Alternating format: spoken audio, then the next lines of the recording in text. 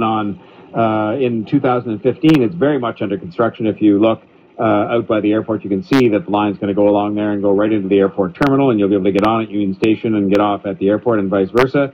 It will be a premium service in terms of the pricing they're talking about, and they will be diesel trains. So in that sense, they've sort of said that, and there was a group here, the Clean Train Coalition, that tried to fight that and succeed in the courts to have that decision changed.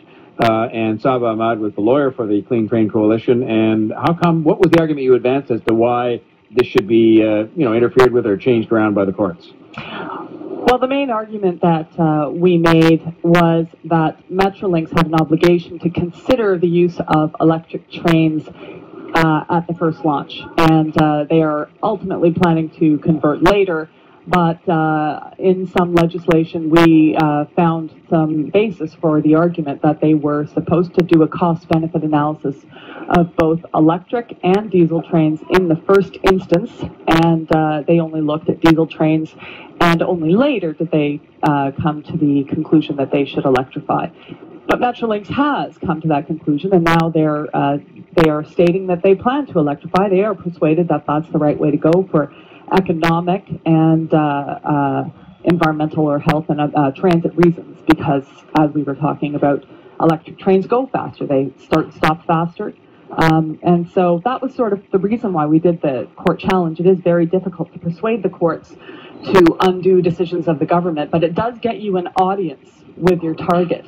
And at the time that we started this, Metrolinx was not committed to electrifying. And since we started this, they've amended the Big Move, which is their planning document, and electrification is slated for the next basket of funding. But there's no commitment to electric. There is it's just a plan. I think it's important to point that out. We don't want people to think that there is an actual plan to go electric. There's no commitment from the Ontario government to go electric. They're just talking about it. They agree that it's a good idea.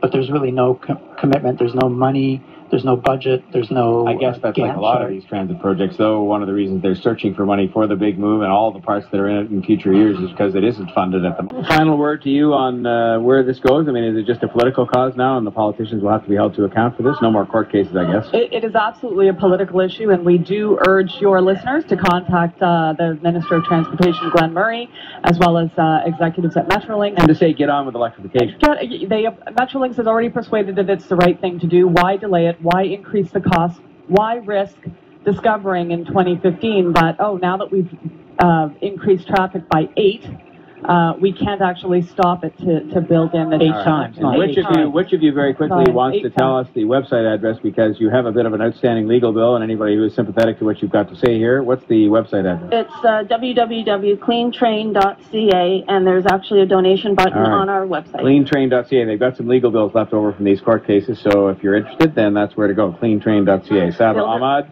a lawyer for the CTC, Doug Bennett, a CTC board member, and Suri Weinberg-Linsky, a CTC board member as well. Clean trains is the issue. There's one being built to the airport that they're saying is not clean enough because it's diesel, and they'd rather it was electrified, and that's been the subject of a lot of political debate and court cases.